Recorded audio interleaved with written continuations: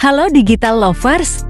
Kali ini kita akan bahas ide konten YouTube edukasi untuk pemula.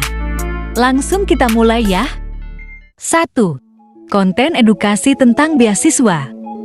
Sasaran konten tentang beasiswa biasanya adalah lulusan IMA, SMA, SMKA, atau mahasiswa.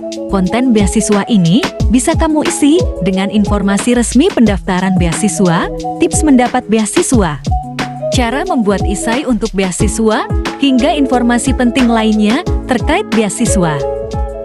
Kamu harus terus update perkembangan beasiswa, misalnya beasiswa LPDP, Jarum, atau beasiswa luar negeri dari berbagai jenjang pendidikan S1 hingga S3.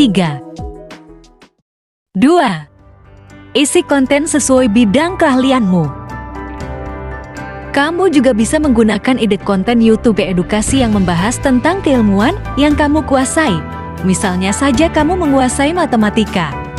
Kamu bisa membuat konten yang berisi tentang cara cepat mengerjakan soal matematika atau tips dan trik menguasai soal matematika. Buatlah konten yang segar dan menarik agar penonton tidak jenuh dan suntuk saat mendengarkan penjelasanmu jika sasaranmu adalah anak-anak sekolah TK atau SD. Gunakan sedikit animasi agar anak-anak mudah memahami dan betah saat menyimak konten yang kamu buat. 3. Konten praktikum atau tutorial. Ide konten YouTube edukasi selanjutnya adalah konten tutorial dan praktikum. Jika kamu punya keahlian dalam bidang tertentu yang bersifat praktik, maka itu bisa kamu jadikan ide konten yang menarik. Saat ini, YouTube menjadi tujuan masyarakat untuk belajar secara praktis saat mengalami kesulitan mempraktikkan sesuatu. Maka dari itu, kamu bisa mengunggah konten tentang praktik atau tutorial tentang bagaimana cara melakukan dan mengoperasikan.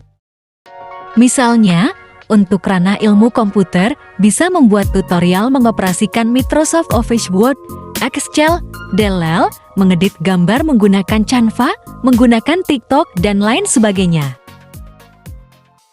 4. Konten yang relevan dengan kebutuhan dan keinginan penonton.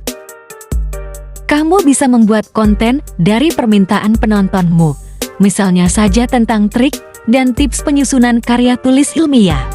Kamu juga bisa membahas tentang bahasan yang paling banyak dicari oleh mahasiswa, yakni skripsi. Kamu bisa membantu mereka melalui konten cara membuat judul skripsi, teknik analisis data, metode penelitian, atau bisa juga tips lancar menghadapi ujian seminar proposal dan ujian skripsi.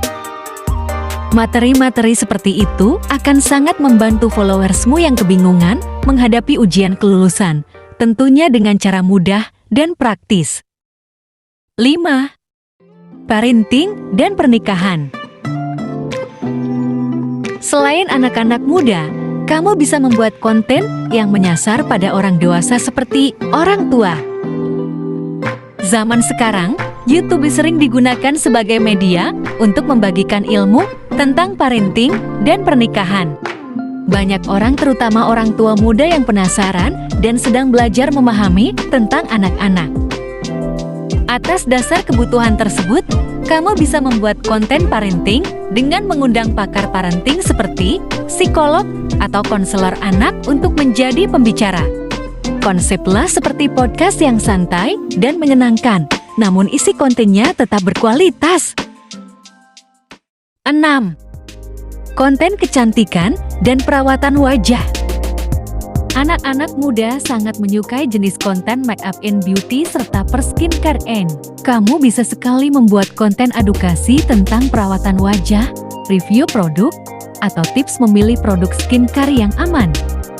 Konten-konten seperti ini juga bisa kamu isi dengan tutorial make-up untuk menghadiri acara resmi untuk kuliah, wisuda, ke kantor, dan lain-lain, atau non-formal.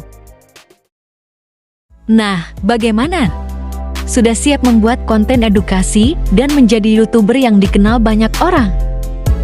Waktu terbaik memulai adalah sekarang. Terima kasih sudah menonton. Jangan lupa likes dan subscribe dan bagikan ke teman kalian ya.